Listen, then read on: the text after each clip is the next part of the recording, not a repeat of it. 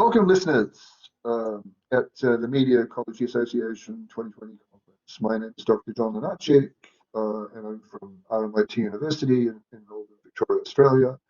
And this is a kind of avant-garde presentation entitled Ancient Ideals and Slapstick Resilience with a Twist of Dada, a dialogue about the possible disruptive futures of artificial intelligence. And we'll be doing this presentation as a dialogue between Epictetus, the Roman philosopher, and Buster Keaton, the famous American actor and comedian. So I shall be playing the role of Epictetus as best as I can, and my colleague, friend, and PhD student who I've roped into this session, Illiya and ananiev, will be playing the part of Buster Keaton. Hello, Buster. Hello there.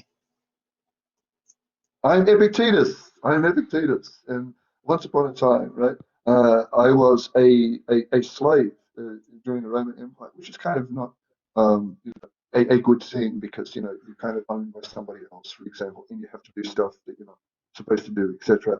And and I was going crazy, for example, so I had to figure out some way to actually stay sane. So what I did is I actually kind of invented my own philosophical framework, and who would have thought that a slave would actually do that, but I did that, and I came up with my own kind of flavor of something called Stoicism. And you look very stoic. Buster, you interjected there. I thought that you wouldn't actually kind of interject because you're kind of famous for being deadpan and implacable and not saying much. The great stone face, as people I think called you, in your many wonderful pictures, But shit happens. Shit happens. Yeah, thank you, Buster. You actually kind of define exactly what Stoicism is. Because I could spend like hours talking about it as a kind of boring philosopher, but you said it. Shit happens. So that somewhat vulgar aphorism neatly encapsulates the essence of an ethical framework, which I came up with in part. But maybe I kind of ripped off some ideas from Aristotle, the great philosopher, for example, and other people, around about my era, kind of extended Stoicism as well, like Seneca and Marcus Aurelius, But I think what Stoicism basically, is about is kind of dealing with unavoidable events that take place, and if you can't kind of dodge them, how do you actually deal with them? Like you said, should happen. So I keep on repeating that, and I'm kind of wondering, like, why are we in a presentation with the title Dada in it, right? And I think Dada is kind of a kind of art movement from the early 20th century, which I think started in Switzerland, kind of then took hold in Paris, where people kind of had their own brand of Stoicism, and Dadaism was kind of a response to the horrors of World War One, etc. And the intelligentsia. So, well, we got like logic and reason and the aesthetics of modern capitalist society at the time, right? And it led to the horrors of World War One. Well, let's do the opposite and just like be kind of crazy and adopt nonsense and so forth. And voila, you have this thing called the Dada movement, where just people did kind of weird things, and were basically irrational, to deal with, horrors around. In a sense, In a way, can I interject? In a way, we're actually covering both of the categories or both essences. Is we're looking at Stoicism. Your volume seems to be jumping up and down, and the Dadaism. It's actually coming through, and I guarantee most of the people now are leaning into the monitor trying to understand what you're actually saying. Also, my volume is kind of... Yes, it's been so shit happens plus Dadaism, so we're actually taking the absurd out.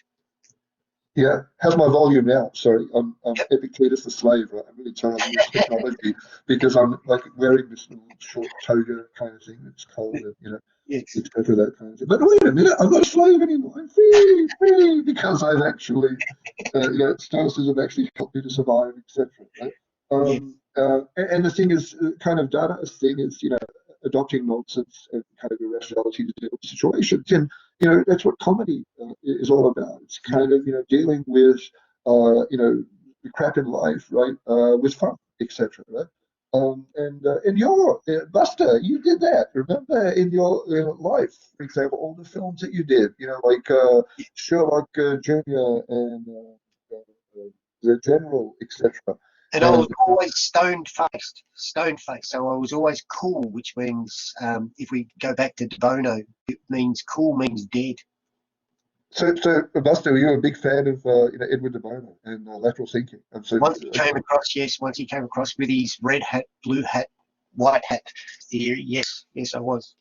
who would have thought it? Especially when he tried to introduce the warm form, or what they what he called was WAFO. So he tried to combat the coolness in students. Coolness, because I think coolness is also a kind of stoicism. It's more like, well, I don't kind of want to react to something because I'm controlling my emotions so much, that it almost looks like I don't care about anything, And if you don't care about anything, then of course shit can happen. Sorry, I keep on saying That's what I did in most of my movies. Yes, exactly, because in your movies, right, you were kind of big on physical comedy, right, and what's called slapstick, right? And slapstick is basically, you slip on a banana peel, for example, right, or you have your house falling around you, and somehow you seem to survive, right, and you don't kind of react by looking emotionally disturbed in any way. You still have that great stone face, etc. And I think the good thing about having a great stone face is you kind of had less wrinkles later on in life. So the thing is, like, I think emotion is something that leads to premature wrinkles. I think, so that's just a little bit of a data aside. But the thing about uh, Stoicism, right? The kind of philosophical framework that I adopted, right? For slaves, for example, because like I said, if you're a slave, you don't have your own, sense of identity, sense of purpose, etc. in life, right? And yet you have to kind of have something, to survive, right? And there are people nowadays in the 21st century, looking at, adopting or adapting Stoicism as an ethical framework for artificial intelligence. And the paper was presented at the Canadian AI conference in 2017. Sorry, I'm giving too much information out. I have to be mindful of the time. By Gabriel Murray, looking at how Stoicism could be a moral framework for AI entities, right? And the thing about Stoicism is that the most important aspect of it is what's called dichotomy of control, recognizing that some things are within our control, but others are not. Right?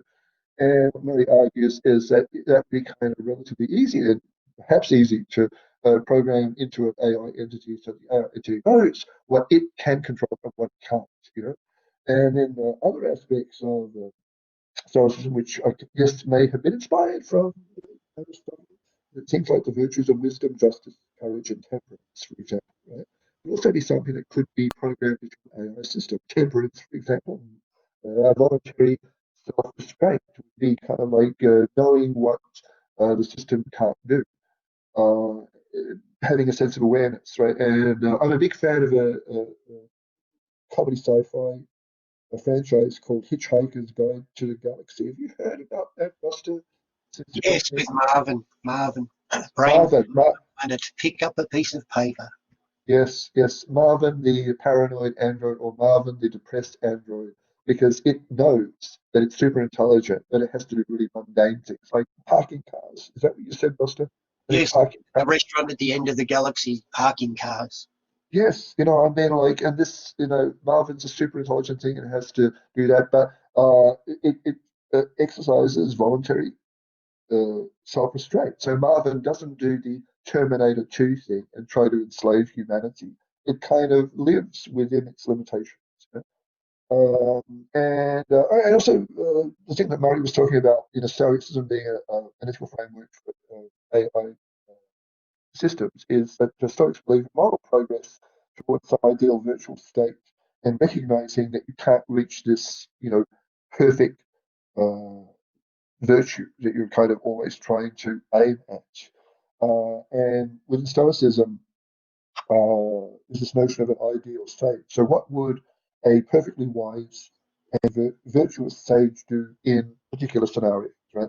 And Murray says that this is a kind of thing that could also be programmed into AI systems. You have scenarios that the AI system could look at and say, oh, this is what I should be doing in a perfect situation, but the situation is not perfect, therefore I have to modify it, can be done. So it's all about restraint, I think, Stoicism, and kind of dealing with limitations. And Epictetus, that's my name, right? And I'm also a big fan of Clint Eastwood, right? And Clint, who would have thunk it, right? And there's a great Clint Eastwood film. We played Dirty Harry in Magnum Force, and the catchphrase or catchline from that is, "Man's got to know his limitations." That's Epictetus doing Clint Eastwood very poorly. So I think Clint there was being kind of stoic, and Clint's kind of stoic most times, I think. And then there's various stoic practices, right, that can be programmed into computer systems according to Murray, like the kind of practice of anticipating bad things to come, which is the essence of the shit happens aspect of Stoicism, I think. What could go wrong? Okay, Murphy's Law, what can go wrong will go wrong, and expect bad things to happen, which I think is an artifact of entropy, the second law of thermodynamics. Things gradually decline into disorder.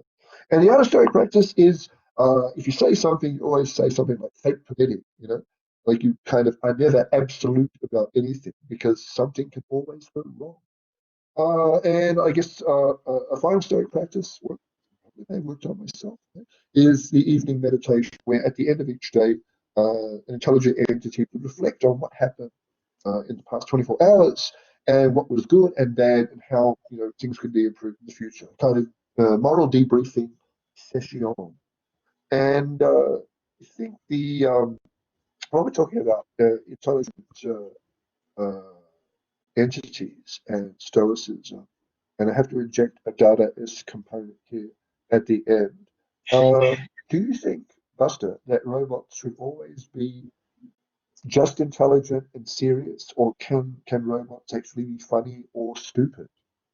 I think more robots, like if I'm talking about a surgeon, robotic surgeon that has feelings, I was wondering what would happen to our medical system if all our robots had emotions. Yeah, it could be a handicap, I think, because maybe having robots that cry too much might actually kind of rust their innards. But I'm thinking that there are people that out there that deliberately create robots that are actually stupid. There's a Japanese championship called the Bakaromo Stupid Robot Championships, and the three main rules are that robots must operate automatically, they must be funny, and they must be useless. Because the word baka actually means silly in Japan, And that championship actually spread to other parts of the world.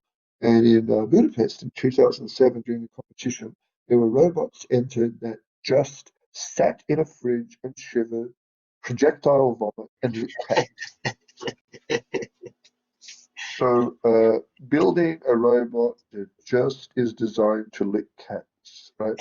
That's pretty stupid. But I think in order to actually be intelligent, one has to know to what extent are we actually stupid. And so I think that maybe rather than just dealing with artificial intelligence, we should also be looking at artificial stupidity. What do you think about that, Foster, as a final comment from Great Stoneface?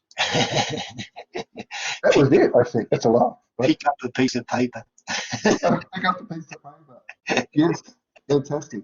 Thanks, Marvin. This is Epictetus saying good night, evening, whenever you're listening to this, and thank you, Buster, Thank you. aka Ilya. Bye.